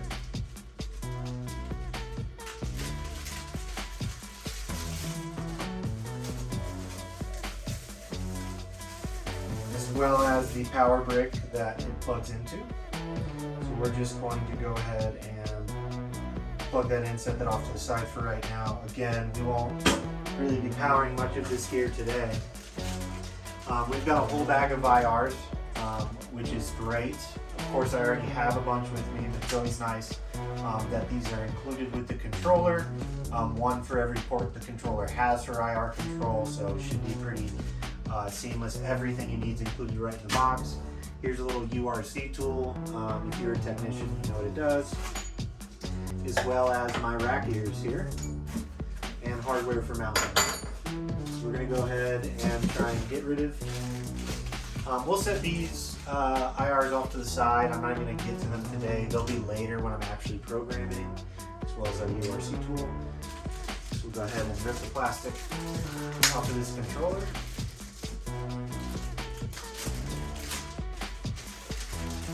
Really small form factor is going to allow a ton of use to the back of the rack. You can see how thin it is. I'm going to have a ton of room to work and clean up the wires after this guy's in.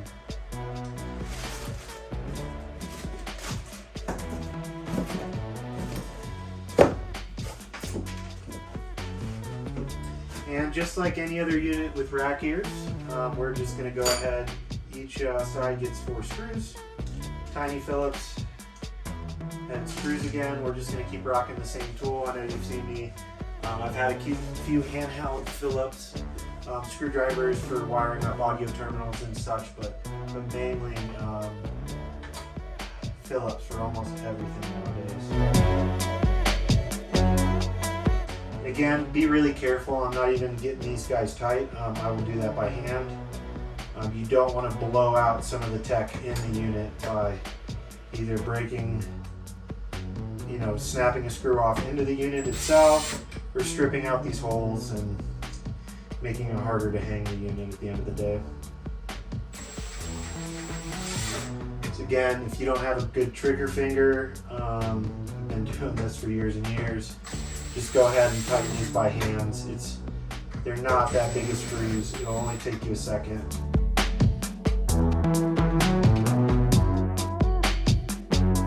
And again, in case you are shelf mounting this unit, URC does include feet. I'm going to pull them off. I don't need them. It's going to be rack mounted its entire life. So just pop these 4 screws off real quick. You see how easy this is.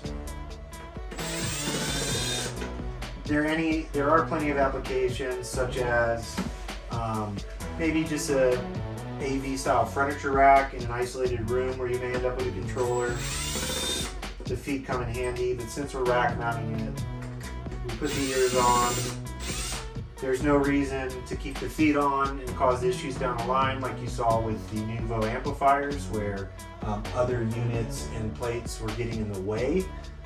Because they hang below the actual rack unit this mounts into. Let's go ahead and get this puppy up. Well, actually, real quick, we'll just dive into the back of it. I've got my 12 volt power in, a USB. I've got my network in. I've got 6 IR outputs, as well as a relay, 12 volt closure, 2 sensors, 2 RS-232 connections. All I'll be using is this IR, and probably the only thing in this rack that's going to be on IR control at the end of the day is the older Apple TV. And once we upgrade the Apple TV, once it's end of life, there shouldn't be any IR locally in the rack. Some of the older TVs throughout the house are going to require IR control just for stability.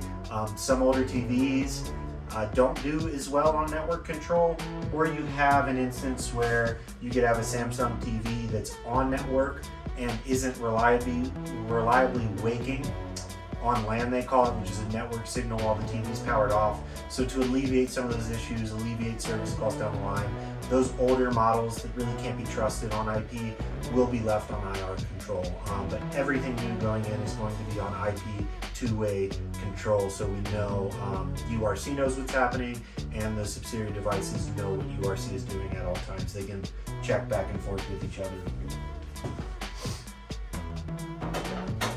So just for a second, I'm going to grab some rack screws.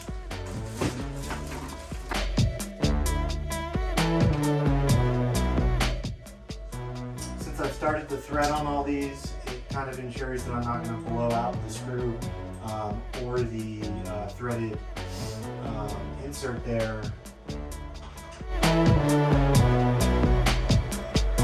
So again, this is not final placement. I'm just getting units into the rack. So now we're going to go ahead and drop the IEC plug, 12 volt power behind. Probably just rest it on this next media shelf for right now, and then once I get into the power infrastructure, I'm doing all of the power at once. We'll know where everything is plugged in. They'll all be labeled and easy to service. But I've still got all of this other old hardware currently plugged in to just some like Walmart surge protectors back there, unfortunately. But we're going to get them all on. We'll be using Furman power conditioners / filters for the devices that do not need that advanced remote IP control. And then those 12 key devices will be strategically assigned to our Wbox 12 port IP controllable outlet, and we will kind of go over that once I'm wiring it up later. Appreciate you guys watching me struggle through the rack room shuffle as I try and get through all of this. We're going to go ahead. A lot of this infrastructure isn't going to be touched over here, but I'm at least going to stop by a hardware store, go ahead and get a black fabric wrapper, and we're going to try and at least make this a little more presentable. I don't really have the time in the scope to go through, tone out, clean every one of these wires, deal with some of these bulky keystone connections. But we're going to do our best with what we have, as well as our allotted time for the install this week. Thanks for following. So here we are back with our 24-port Araknis switch. This is a managed multi-gigabit switch, so it's going to be able to handle whatever speed the client wants to pay for from their ISP or internet service provider. Now PoE, that's very important, power over Ethernet. That is going to allow me to power our security cameras, as well as other low volt items like touchscreens that are powered over PoE, and really important, the access points spread throughout the home. So this guy listens to the router, is the router's best friend, and gives the router a ton of physical connections, as well as providing power to some of those devices that will need it. So here, packed really well in foam, we've got our IEC plug. That's standard.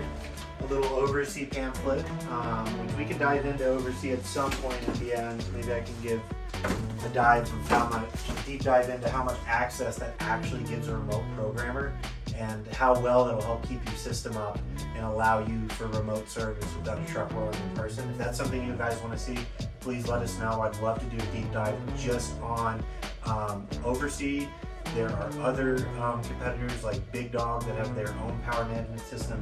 This OVRC system, the way we set it up with Araknis and Wbox, just allows me from one app to look at all of the power, all of the network in one place seamlessly. So we're going to pull this unit out, set it over here for just a second. It comes with some rubber pads for the feet, which we won't be utilizing because it's rack mounted, as well as our rack here. So there's really not much in this box. We're going to go ahead and get the plastic off and move the box out of the way.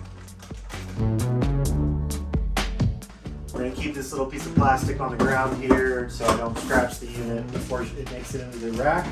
But as you can see, there's a little graphical interface. It's probably hard to read. You have a big power LED here. It lets you know it's OVRC enabled, as well as your model number. But really important, you can see all 24 ports, as well as if they're connected to just internet, or if they're connected to internet and drawing power over PoE. So it'll be really easy to diagnose what's a PoE device, what's not, what's just a standard network device when it comes to servicing later on. Something I really want to point out is, look at this. They have 3 individual fans for keeping this unit cool all the time. It's not the quietest unit, but again, it's in the rack room, and we've opted for rear-facing ports. Now, why would I do that? Look up above, that's a front-facing port switch. Look how ugly it looks. This is going to allow me to make all my network connections in the back of the rack and really clean up the end user look of the rack on the front.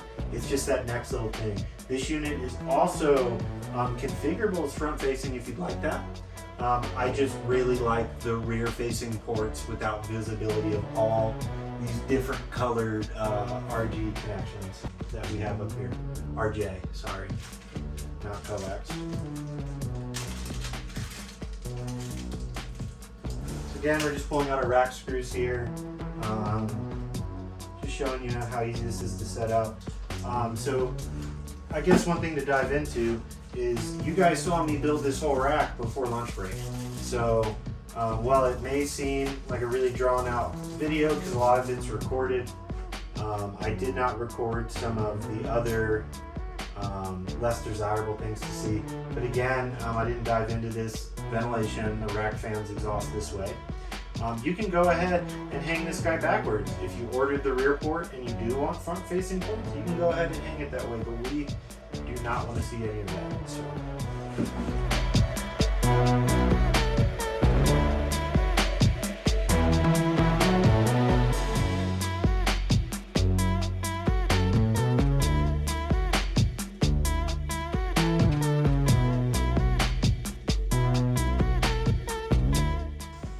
Alright, so eventually this unit will have a rack U in between it and the Wbox, but as you can see, I don't want to yank on these cables more than they already are, and I don't want to stress them by pulling it up too quick. So we're going to leave it here for right now, and then kind of build our router, modem shelf down towards it. So we will go ahead and get our final spacing in. We'll probably drop this guy unit and this guy unit if needed, but we'll try and leave the two U's around the amplifiers and batteries like that. So I'm just plugging in my IEC cable, and this switch will be ready to power up when we're ready for it.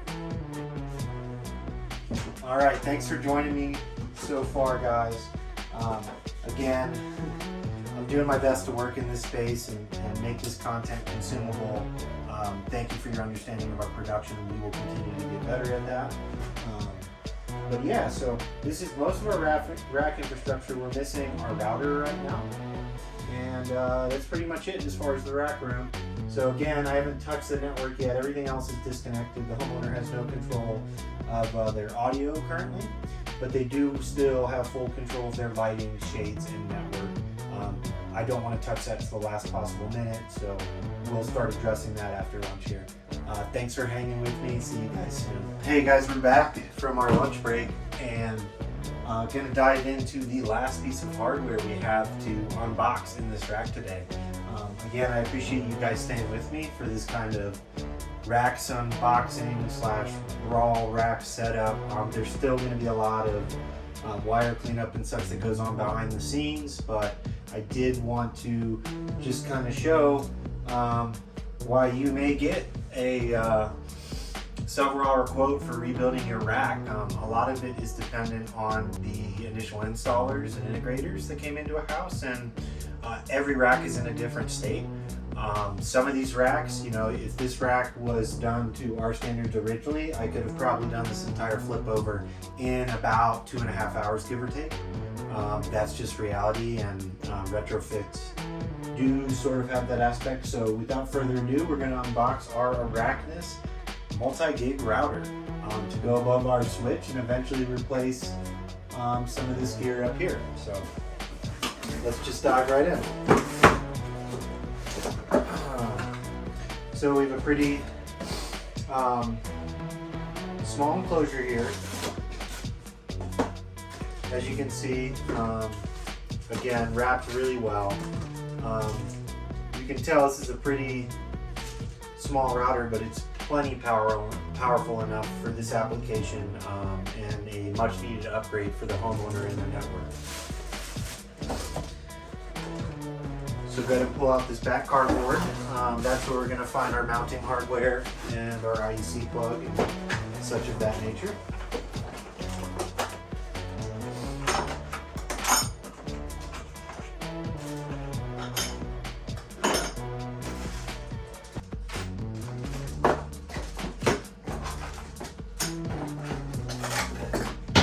Excuse me as I unbox rather fast. Now, what is this, you may ask? Well, this is going to let this little router fit perfectly into our rack here and not need an extra shelf. And it's going to sit over there tucked in the side. You can order this in the center or off to the sides. Just personal preference on that. So now we're going to peel the plastic off our device. And I'll go ahead and bring this in for you guys to get a better look at. So our 220 router, multi-gig, we've got our two plugins. Now again, there's only going to be an in and an out on this, right? I'm going to have my modem connect to this, and then this is going to go straight into my switch and control the whole system. So.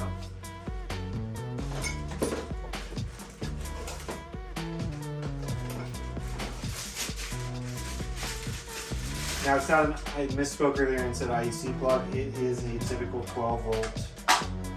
This is one of those wall warts I was talking about where it could be a problem, but because of how our Wbox is designed, we'll be able to tuck this over in a corner and it won't take up too much room.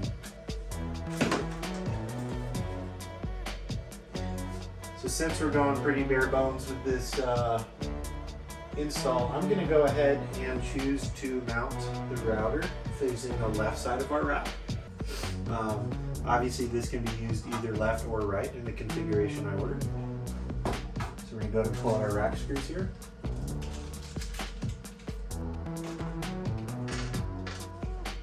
And this one is a little, probably the most annoying unit we've done today as far as aligning the holes, because you're dealing with this whole big plate, but more than manageable.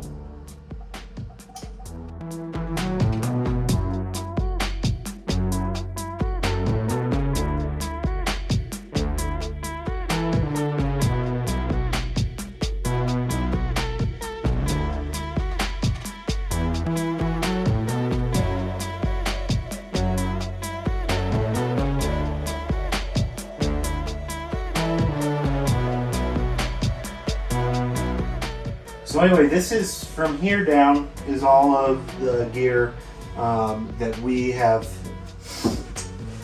newly placed in the rack as of today. All of this was out of box with full warranty from the manufacturer. It wasn't sitting in a warehouse. I ordered it specifically for this project. Once it all got in, we scheduled an install date. So we have full manufacturer warranties on everything here. Now again, I'm about to start diving into the network, so all of this will leave. We will be using this Comcast business modem as our main modem for the house. We'll be pulling out this Fortinet router and this HP POE switch that we're starting to have a lot of dead ports on, getting in the way the house functions. So without further ado, we're going to take a break from the rack room. I'm going to run around, locate all my access points, figure out my game of install for the network so that when I take the network offline, we're back up pretty quick and the homeowner can keep working. So preferably on a first install day like this, when the day we tackle the network specifically, I'd like to try and find a day the homeowner is not around. Therefore, they are not inconvenienced, but with work from home, you know how it is. So he'll probably take a lunch break while I pull the network down, but yeah, let's get rocking. To be continued in part 2. Make sure to like and subscribe and see you in the next part.